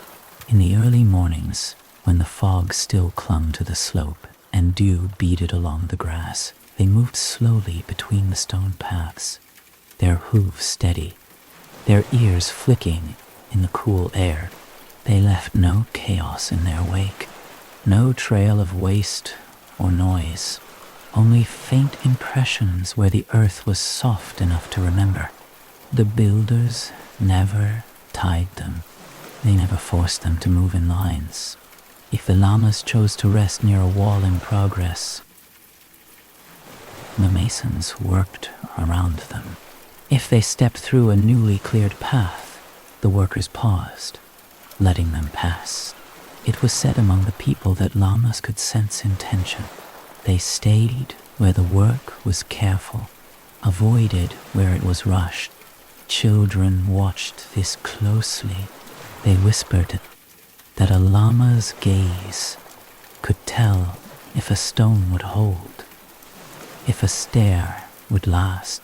And though the adults said little in reply, many of them would glance at the animals from time to time, just to see where they stood. Came in small groups, never herds. 3 here, 5 there. Sometimes only one. They chewed endlessly, jaws moving side to side, their expressions unreadable. But their presence was felt. When they settled near a site, the workers took it as a kind of quiet blessing, a sign that this place, this corner of the city, was unfolding in harmony. They followed paths the people had not finished yet, as if they sensed where they would go. A trail cleared only partway up a slope would soon see a llama waiting at its end. A terrace wall, barely begun, might have 3 animals grazing nearby before the first stone was set. No bells hung from their necks, no brands marked their coats. Their wool thick, coarse brown cream, sometimes streaked with black gathered bits of grass and stone dust. In the sunlight, it shimmered faintly, like woven subpar. Children sometimes leaned against their sides during breaks, warming their backs against the animal's slow breath. The llamas never flinched. They blinked. They chewed. They watched. It was during the harvest, when the terraces began to yield maize and roots, that the llamas helped most directly. They carried small bundles, never stones, never timber, but sacks of crops, folded cloth, woven mats. The weight was light, the distance short, but the presence of the animals on those winding trails, gently swaying with the mountain's curve, added to the city's pulse. One old man joked that the llamas knew the city better than he did. They walk it in their sleep, he said, eyes narrowing. They know where we're going before we do. It was not far from the truth. At night, long after the tools had fallen silent and the last of the smoke had curled into the sky, the llamas remained. They stood still for long stretches, eyes catching the faint glow of moonlight on stone. Sometimes they walked along the terraces alone, a soft clop of hooves echoing gently in the quiet. A child once woke before dawn and saw a line of llamas standing in perfect stillness on a terrace wall, all facing east, waiting for the light. No one knew why they did this, but it happened more than once. The builders never questioned it. They simply watched as they too were watched. There was a kind of symmetry between the animals and the work. One shaped the land, the other understood its shape. One placed the stones, the other walked beside them. Together, without words, they shared the city. When the rains came, the llamas stood with their backs to the wind, just as the walls did. When the sun beat down, they lay in the shade of half-finished shelters, blinking slowly, occasionally rolling to one side, their legs folded like sleeping dogs. And when something fell, a loose stone, a broken basket, they did not startle. They turned their heads and blinked, then looked back to the workers. It is hard to say what they knew, hard to say what they saw, but their presence, day after day, season after season, was constant. They witnessed the growth, they witnessed the stillness, and now, even as centuries pass and visitors walk the same paths, the llamas remain, still grazing, still wandering, still watching, and perhaps, if one listens closely while resting on a terrace stone, the faint echo of hooves can still be heard, soft, steady, unbothered, not carrying the city, only keeping it company. Rain did not knock. It arrived when it pleased, sometimes as a whisper, misting across the stone like memory returning, sometimes as a sudden flood, hard, cold, direct. It did not ask if the city was ready. It simply came, soaking the thatched roofs, tracing dark lines down the terrace walls, pooling in hollows that moments before had been dry. And still, the city held, not because it resisted the rain, but because it knew how to receive it. Passageways ran beneath it all, not grand tunnels or arched chambers, but quiet corridors just wide enough to pass through without brushing the stone, just tall enough to allow a man to walk slightly hunched. They were not hidden, nor celebrated. They were simply there, like veins beneath skin. They allowed water to move, and people too. The builders shaped them with silence, as they shaped everything. Some were formed by stacking stones in wide, shallow arches. Others were carved directly into the slope, reinforced by layers of gravel.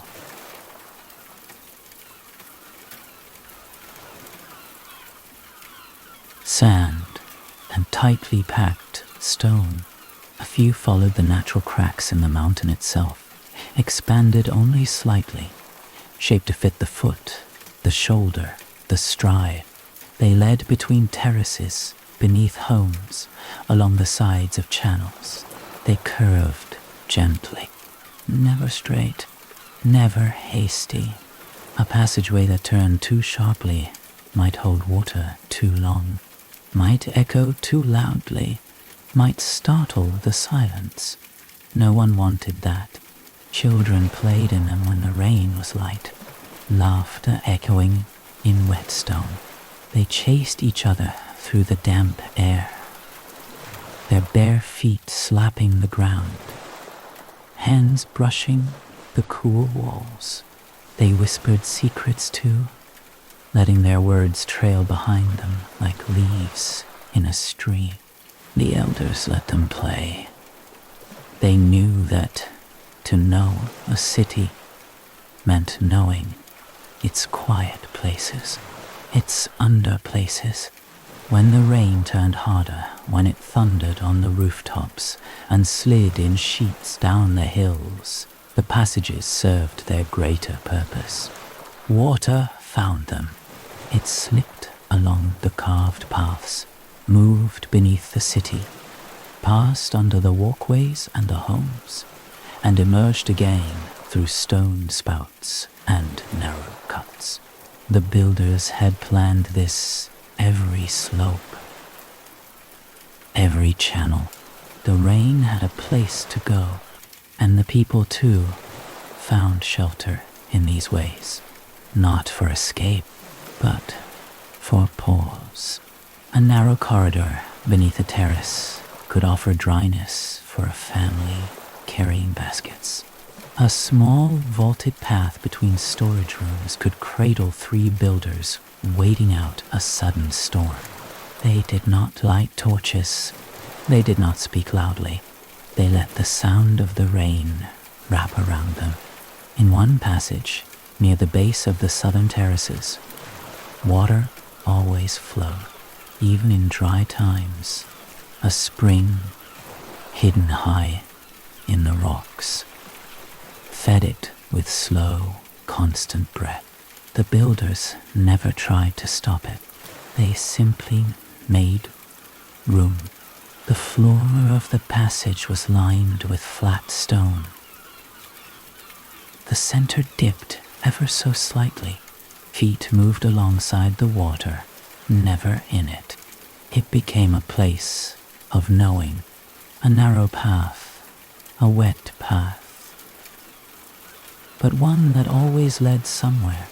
Even now, moss clings to its sides, drops gather on the low ceiling. The sound of dripping is steady, like a drum played by mist. Some passageways led nowhere, or so it seemed. A narrow bend would tighten, grow darker, then open to a view sudden and silent.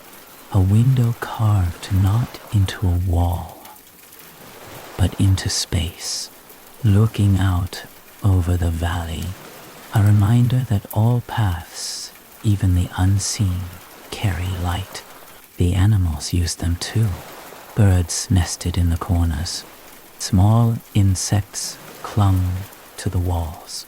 Llamas rarely entered, but now and then their heads would appear at one end, peering in, curious, still, watching.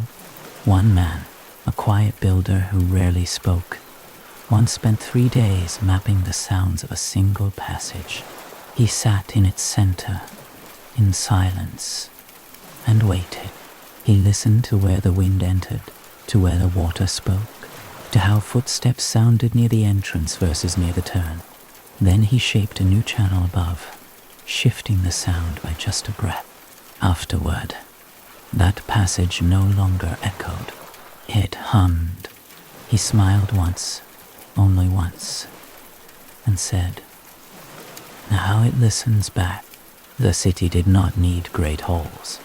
It needed corridors, links, breaths. These passageways were its nerves. They felt the weight of the day. They carried the city's silence through rain and heat and fog. And the people,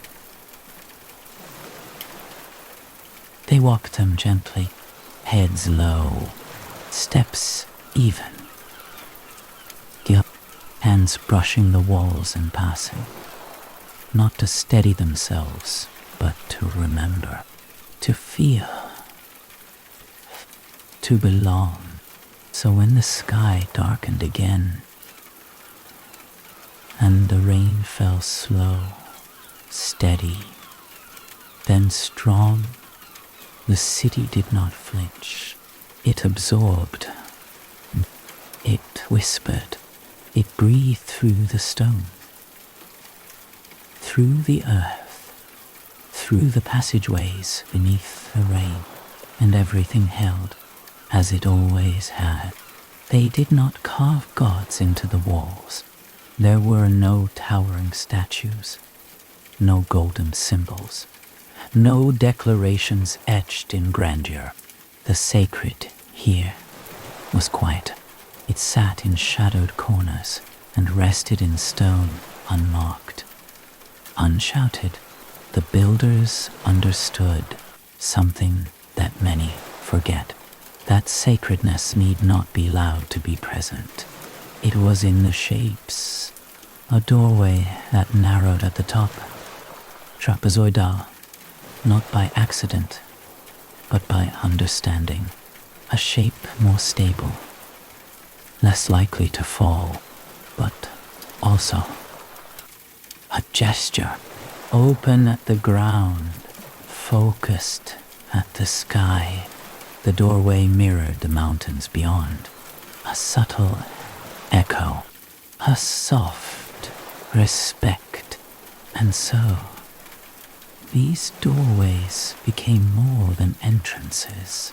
They became frames of light, of stillness, of time. Each time one passed through, they were reminded to bow, not with the body, but with breath, to step not quickly, but calmly, a slowing, a transition. The walls, too, held shapes, not just zones stacked, but stories told. Triangular niches cut into the surface, shallow and precise. No one spoke their meaning. They were too old, too elemental, too accepted. Some say they held offerings, others say they held memory, but most simply say they held space. They were arranged not randomly, but with care. 3 in a row, one above another. Patterns of presence. A triangle, a shape that held balance, no matter which way it faced. These shapes were not symbols, not decoration. They were structure, and still more than structure.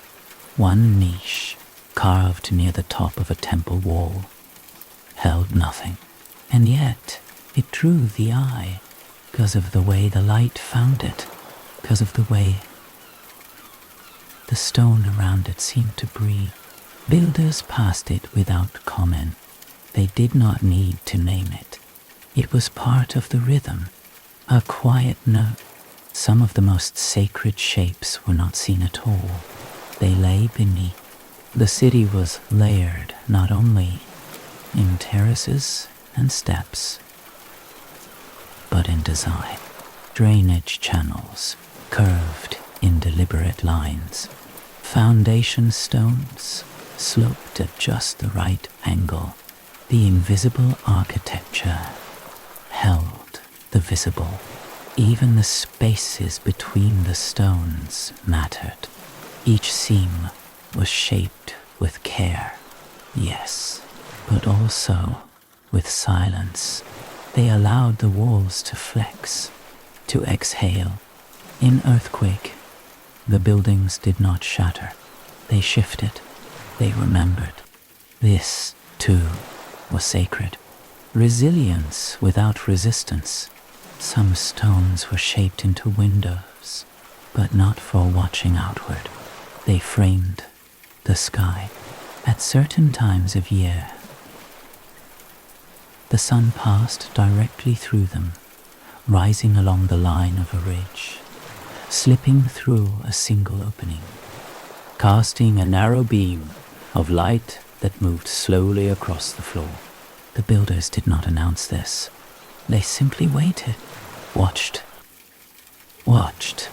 A man once traced that light with his hand. Open palm. It warmed his fingers for less than a breath, then passed. There was a rock near the high ridge, a large, flat stone. It seemed unremarkable until you stood beside it at first light.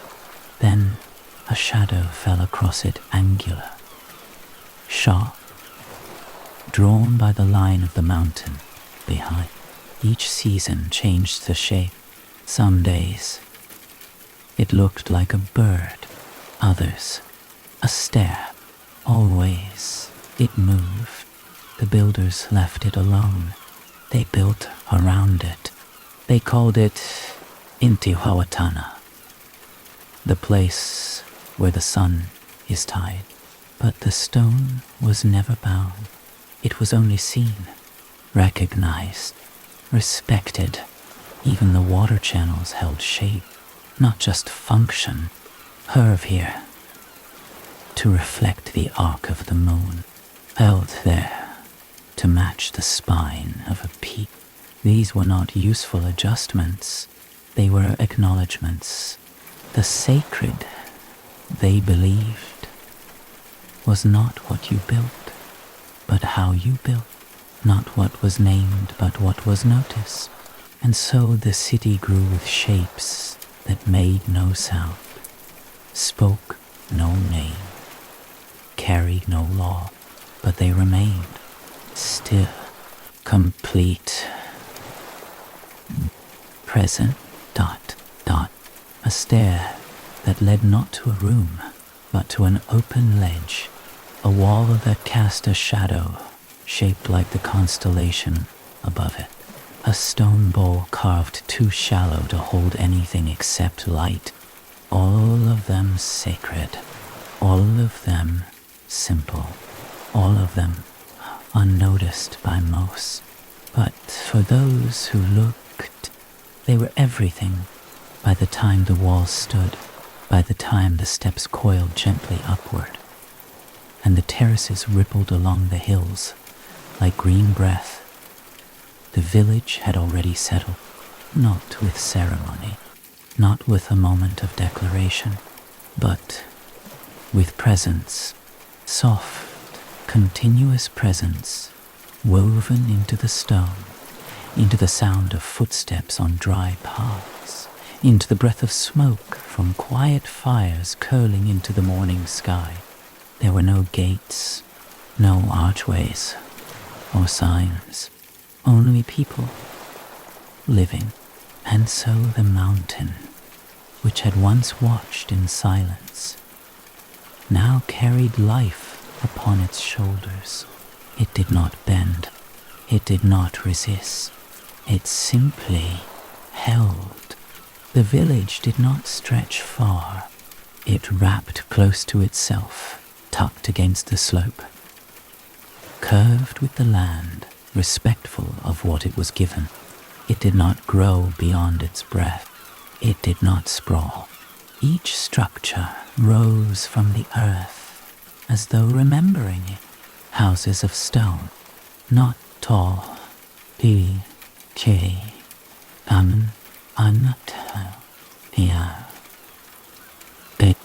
not wide, just enough.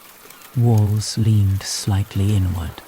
Roofs, framed from wood and covered with thick thatch, sloped low to let rain slip easily. The windows were small, some no bigger than a hand.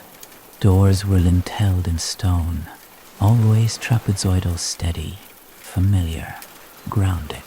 Inside, it was cool. Floors were earth, sometimes covered in mats. At night, the rooms filled with the scent of smoke and cooked maize of warm wool and herbs strung from beams. They did not light the dark brightly. They let it rest. A single ember, a small clay lamp, a shaft of moonlight through the door. These were enough. They did not live apart from the world. Builders slept beside stones not yet placed. Gardeners woke beside their fields. Children woke to the smell of tools and the sound of terraces, breathing in fog. There was no division between city and life. The city was life, and so the rhythms began. Morning brought warmth in silence. Then motion. A woman gathering water, her steps unhurried. A man shaping stone with his fingers, not force. A child climbing the terraces, feet light, voice softer still. They did not rush, even when the sun called early, even when the rains teased the horizon. Their pace remained steady. One task, then another. The day unfolded like cloth. They ate simply, roots boiled in clay pots, flat maize cakes warmed on stones, green herbs tucked into folds of bread. They ate seated, most often in lines along terrace walls, knees tucked beneath them, eyes on the sky or on the ground or on nothing at all. Speech was gentle, laughter rare but full. A boy once asked his grandfather why the houses were so small. The old man smiled and said, "Because we are not large." The boy waited, then nodded. He understood. The space was not about size. It was about fit. The village fit the mountain. The people fit the city. In the evenings, when the sun lowered and shadows stretched long across the paths, the village softened further. Tools were returned to baskets. Stones were covered with cloth. A final sweep of dust from a ledge. A final look at the sky. Then the day was set down. Fires were lit in central places, not to gather crowds, but to mark time. Their smoke rose in thin lines, sometimes 3, sometimes 10, never many, each one a thread of warmth against the cooling air, and above the stars, sharp, still, stretched across the black like pinpricks in silence. The people watched them, not for signs, not for meaning, oh, just for rhythm, a reminder that they too moved with something larger, that above the terraces, above the walls, above the sleep of the mountain, there was a silence that held all things. A girl once asked where the village came from.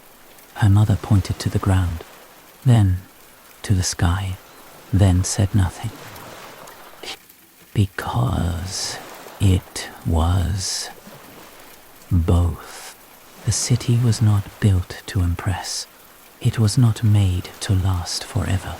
It was made to belong. And as the fires dimmed, and the breath of llamas rose into mist. And the walls held the night as they held the day. The village rested, and the mountain did not mind. They were not tall, they were not grand, they did not shine, but they breathed. The walls of Machu Picchu, patient, irregular, always steady, stood not to defy the wind, but to receive it. They did not cut through air with arrogance, or block it with weight. They accepted it, passed it along their surfaces, folded it gently into their seams. The builders never intended for the walls to close anything in. They shaped them to hold space, to offer shelter without isolation, to define without containing.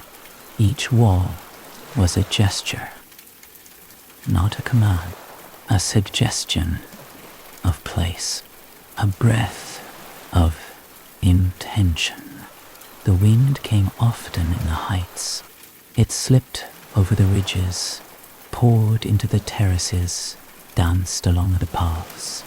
It curled into homes, twisted around corners, lifted dust in soft spirals, and carried scents of stone and sun-warmed herbs.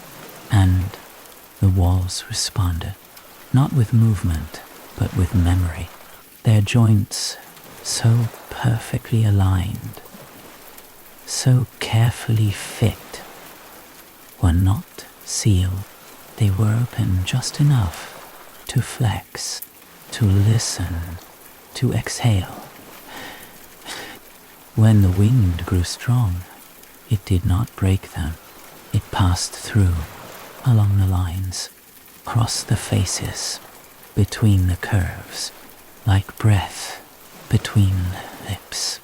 In the early mornings, when the fog began to lift and the birds still held to their perches, the wind was thin, cool, and blue-gray. It wrapped the walls in silence, adding sound only in hushed tones, rustling thatch, nudging a loose leaf, brushing the moss that clung to the lower rows of stone. You could hear it if you stood still enough. Not a whistle, not a moan, just breath. Some walls were thick, nearly as wide as a bed is long. These weren't built for defense. They were built for balance. The weight of stone against the shifting breath of the mountain. They leaned ever so slightly inward. Not so the walls would look imposing, but so they would stand unmoving during the mountain's smallest adjustments. And always the air passed. A child once stood beside one of these walls, pressing his ear against the stone. He heard nothing. Then, a minute later, he heard everything. Not in words, not in stories, but in presence. The sound of the mountain exhaling, the wall listening. In some corners of the city, the walls curved inward, not out of error, out of care, to soften the wind, to slow it. In these places, elders sat near walls that didn't shield them, but surrounded them with calm. They leaned against the stone and let the breeze slip over their shoulders, across their arms, through their open hands. There was no cold, only air moving, passing, and being passed. A woman preparing herbs in one of the lower terraces often placed her drying mats beside a particular wall, low, rounded, almost curved, like a bowl tipped slightly forward. The wind found it every afternoon, slid across it just enough to lift the leaves, turn them, dry them. No one else used that wall. They didn't need to. It was hers. Because she listened, the city never resisted its breath. It was designed to inhale and exhale and still remain. When storms came rare but fierce, the walls did not tremble. They adjusted. The joints gave a little. The stones leaned into one another. The air passed through in great sighs, and the walls held. They did not echo. They murmured. A wall near the sacred plaza bore a notch halfway along its top, seemingly random, seemingly missed. But at a certain hour, when the wind came from the east, the notch caught it, split it, turned it into a sound, a soft hum that lasted only a breath, but it was enough to remind the builders they had shaped something alive. The wind had not been tamed, only welcomed. The walls, still standing now, still breathe. Tourists run their hands across them, marvel at the smoothness, the fit, the weight. But few notice the air, the way it moves, the way it stays, and the way, if you stand very still with your hand pressed flat, you can feel it passing, steady, slow, like breath in stone. There was no single altar, no towering ziggurat to mark the sacred, no pyramid that demanded ascent, no fire pit where rituals blazed into the sky. And yet, every layer of the city was an offering. Each stone, each terrace, each breath of dust rising from a newly shaped path, it was all given upward, to the mountain, to the sky, to what cannot be held. The builders never said it aloud. There was no need. The offering was in the act. The city was not built to reach the heavens. It was built to mirror them, layer by layer, each lift of stone, a quiet reaching. The terraces were the first to rise, not vertically, not like towers, but outward, in rows that followed the curve of the mountain's ribs, each one a step upward, not of dominance, but of balance. Soil brought by hand, gravel spread by palm, stone pressed and tested, then placed with care. As they climbed, they built. As they built, they offered. A terrace was not just for crops. It was for patience. It was for trust.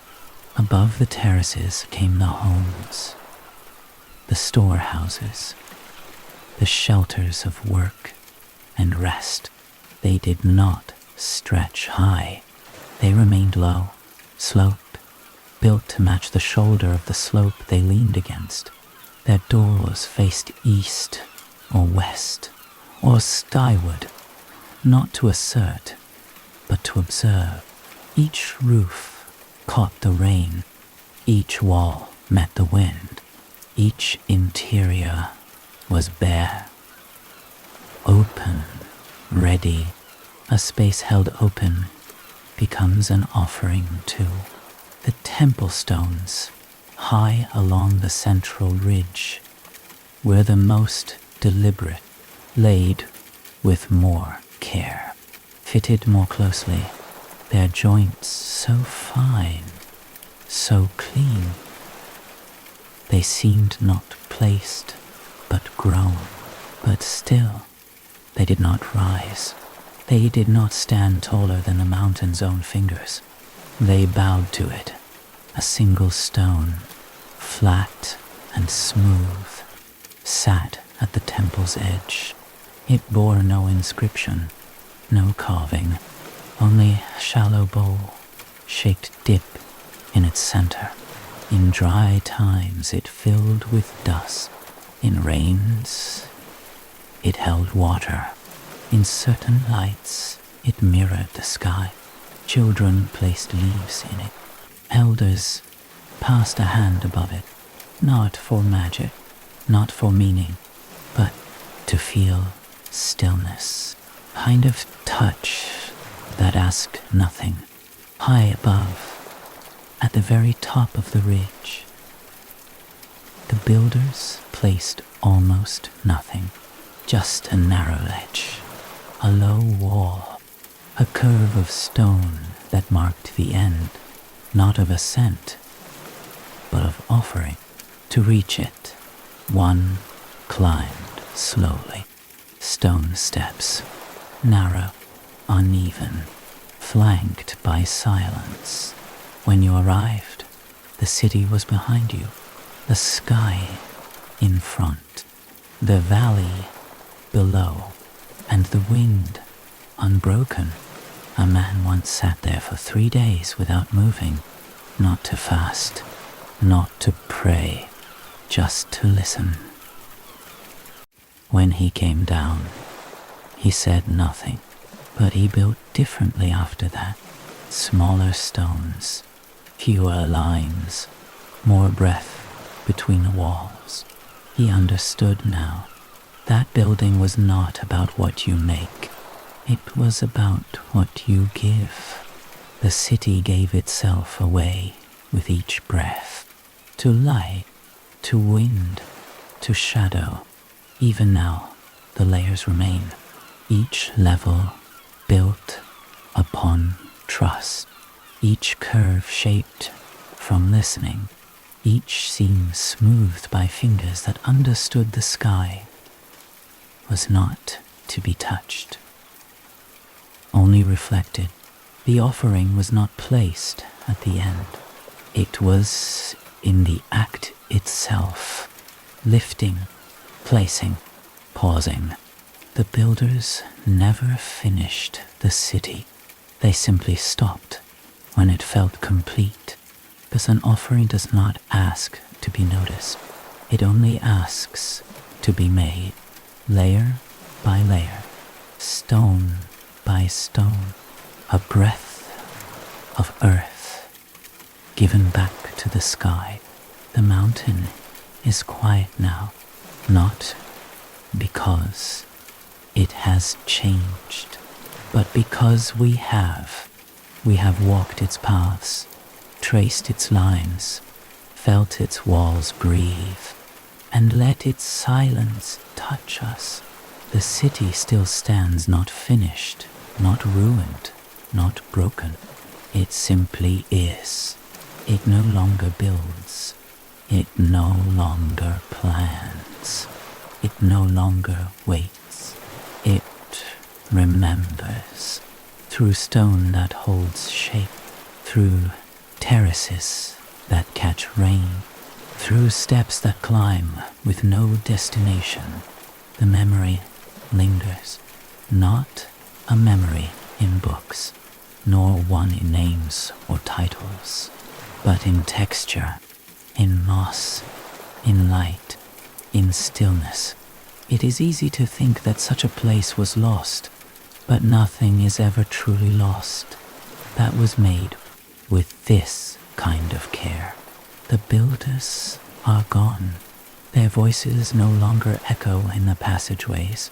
Their tools no longer rest on ledges. Their hands no longer press stone into place. And yet, they are here, in the joints that hold, in the paths that still guide, in the breath of air that moves, even now, between stone and sky. Machu Picchu is not a monument. It is not a relic. It is not even a secret. It is a place that knows how to rest. It's a city that was not made to rise above the world, but to meet it gently, to curve with it, to lean into it, to listen to it. And so, as we come to the end of this quiet telling, Let the stillness settle. Let the weight of stone soften your thoughts at the rhythm of walls, of wind, of water. Slow your breath. Let the terraces hold you. Let the shadows guide you. Let the mountain, in all its gentle permanence, remind you that nothing made with patience is ever truly gone. That silence is not the absence of life, but most faithful witness. And so, as the last stone settles into place, we too may rest. If this journey guided you gently into sleep, let us know below. Sweet dreams.